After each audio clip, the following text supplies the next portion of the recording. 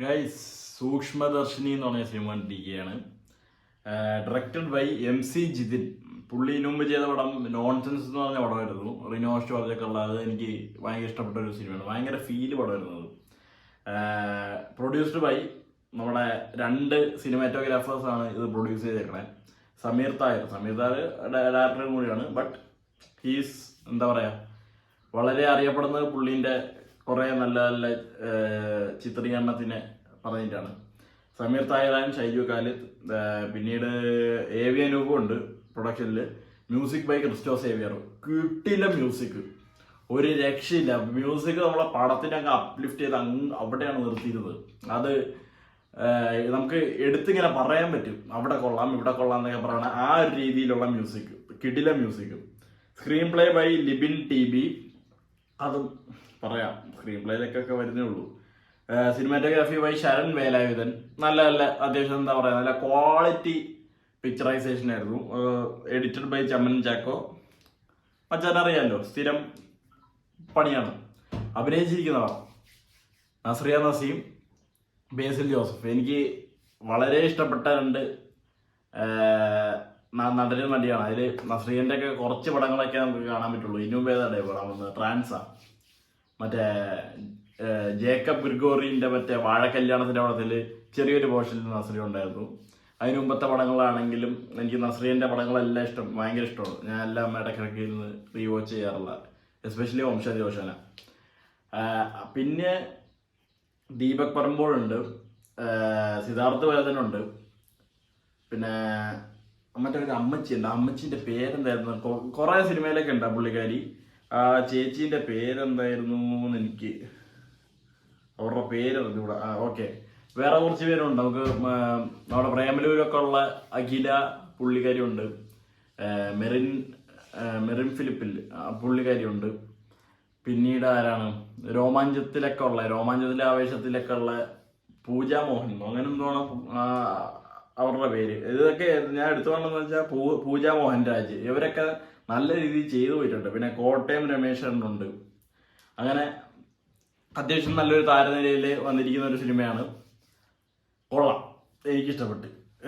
ഒരു എന്താ പറയുക, ഞാൻ വിചാരിച്ചതല്ല എനിക്ക് കിട്ടിയത്. ഞാൻ ഒരു കോമഡി പടം അല്ലെങ്കിൽ അങ്ങനത്തെ ഒരു സാധനം, എന്തെങ്കിലും ഒരു ഫാമിലി ടൈപ്പ് ഒരു ജോണർ, ഇങ്ങനെയൊക്കെ വിചാരിച്ചാണ് ഞാൻ പോയത്. പക്ഷേ ഭയങ്കര എക്സെൻട്രിക് ആയിട്ടുള്ള ഒരു ത്രില്ലർ അനുഭവമാണ് എനിക്ക് കിട്ടിയത്. എസ്പെഷ്യലി ക്ലൈമാക്സ് പോർഷനിലൊക്കെ എത്തിയപ്പോഴത്തേക്കും എന്തോന്നുണ്ടായിരുന്നു തോന്നിപ്പോയി. കാരണം ഒട്ടും ഞാൻ വിചാരിച്ച പോലെയല്ല പടം. ഞാൻ ഭയങ്കര ഫാസ്റ്റ് പേസ് ആയിട്ട് മറ്റേ കുറേ എൻ്റർടൈൻമെൻറ്റ്സും പാട്ടും കൂത്തും കാര്യങ്ങളും അടിച്ചുപൊളിയും ഇങ്ങനെ വിചാരിച്ചാണ് ഞാൻ പോയത്. പക്ഷെ നേരെ വിപരീതമായിട്ട് ഒരു അടിപൊളി എക്സ്പീരിയൻസ്. അതിൽ ബേസിലിൻ്റെ കഥാപാത്രം ഒരു രക്ഷയില്ല. ബേസിലിൻ്റെ ആയിക്കോട്ടെ, അമ്മച്ചിൻ്റെ കഥാപാത്രം ആയിക്കോട്ടെ, നസ്രിയൻ്റെ ആയിക്കോട്ടെ, ഇവരുടെയൊക്കെ കഥാപാത്രങ്ങളൊക്കെ നമുക്ക് ഒട്ടും ചിന്തിക്കാൻ പറ്റാത്ത കഥാപാത്രങ്ങളാണ് എല്ലാം ചെയ്ത് വെച്ചിരിക്കുന്നത്. അപ്പോൾ ബേസിലിൻ്റെ കാര്യം പിന്നെ അറിയാം, ഇങ്ങനത്തെ കുറേ നിഗൂഢമായിട്ടുള്ള കാര്യങ്ങളൊക്കെ ചെയ്യാനായിട്ട് മുന്നേ ഒരു കഴിവുണ്ട്. നസ്രിയ നസീം ഒരു എന്താ പറയുക, ഒളിച്ചിരുന്ന് കേസ് കണ്ടുപിടിക്കുന്ന ഡിറ്റക്റ്റീവ്സ് ഒക്കെ ഇല്ലേ, അതുപോലെ സൂക്ഷ്മദർശിനി എന്ന് പേര് വരുമ്പോൾ തന്നെ എല്ലാത്തിനോടും ഭയങ്കര സൂക്ഷ്മമായിട്ടുള്ള ഒരു നോട്ടവും കാര്യങ്ങളും എല്ലാം പെട്ടെന്ന് പുള്ളിക്കാരി നോട്ട് ചെയ്ത് വെക്കും. ആ ഒരു ഇതിൽ നിന്നാണ് പേര് വന്നിരിക്കുന്നത്. പുള്ളിക്കാരിയുടെ കഥാപാത്രമാണെങ്കിൽ അത് തുടക്കത്തിൽ ഇപ്പം ഇങ്ങനെ കാണിക്കുന്നുണ്ടെങ്കിൽ ഇടയ്ക്ക് വെച്ചൊന്നും വിട്ടു പോകുന്നില്ല, അതങ്ങനെ ഫോളോ ചെയ്ത് പോകുന്നുണ്ട്. കൂടെ ഉള്ളവരായാലും കൊള്ളാം. കോമഡി എന്ന് പറയാനായിട്ട് വല്ലതും ഉണ്ട്, എവിടെയെങ്കിലൊക്കെ കുറച്ച് ചിരി വന്നാലേ ഉള്ളൂ. സിദ്ധാർത്ഥ് ഭരതൻ്റെ 2-3 കാര്യങ്ങളുണ്ടെന്ന് തോന്നുന്നു, എവിടെയൊക്കെ കുറച്ച് ചിരി വരുമെന്ന് തോന്നുന്നു. അല്ലാത്ത പക്ഷം ടോട്ടലി ഒരു സീരിയസ് പടം. എനിക്കിഷ്ടപ്പെട്ട്.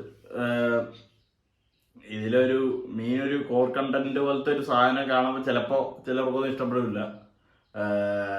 ബട്ട് അതിനെ ഇതിൽ നമുക്കങ്ങനെ കൂടെ കൂട്ടാനുള്ളതല്ല. കാരണം ബാക്കിയുള്ളവരുടെ പെർഫോമൻസും കാര്യങ്ങളൊക്കെ വെച്ച് നോക്കുമ്പോഴത്തേക്കും അതൊന്നും അതിൻ്റെ ഇടയിലങ്ങ് മറിഞ്ഞു നോക്കുള്ളൂ. ബട്ട് പടം കൊള്ളാം. ദീപക് പറമ്പോളാണെങ്കിലും അവർക്കൊക്കെ ആ ഒരു സിറ്റുവേഷൻ്റെ ഇടയിൽ അവർക്കൊക്കെ കൊടുത്തിരിക്കുന്ന സാധനങ്ങൾ നാച്ചുറലായിട്ട് ആ വഴിക്കങ്ങ് പോയി. ഇവർ രണ്ടുപേരും നല്ല അടിപൊളി പെർഫോമൻസ് ആയിരുന്നു. അപ്പോൾ കഥയിലോട്ട് ഞാൻ വരുന്നില്ല. കാരണം ട്രെയിലർ കണ്ടപ്പോൾ ഞാൻ ഒട്ടും വിചാരിച്ചില്ല ഇതുപോലത്തെ ഒരു സാധനമായിരിക്കുമെന്ന്. എന്തായാലും നിങ്ങൾ പടം കണ്ടു നോക്കുക ഗൈസ്. ഞാൻ പറഞ്ഞില്ല, ട്രെയിലർ കാണാതെ പോയാൽ അത്രയും നല്ലത്, ട്രെയിലർ കണ്ടിട്ട് പോയാലും അത്രയും നല്ലത്. ഞാൻ സ്വപ്നത്തിൽ പോലും വിചാരിച്ചില്ലടേ ഇതുപോലെ ഒരു എൻഡിങ് ഒക്കെ ആയിരിക്കും പറഞ്ഞതെന്നൊക്കെ. Bye bye. എന്തായാലും കൊള്ളാം, കിടിലൻ പടം, എല്ലാവരും അടിപൊളിയായിട്ടുണ്ട്. ജിതിൻ ബ്രോ ഇനി അടുത്ത പടങ്ങളായിട്ട് വരിക. എനിവേ കണ്ടു നോക്കുക, എനിക്ക് കൂടുതലൊന്നും പറയില്ല. സെറ്റ് കിടിലൻ പടം.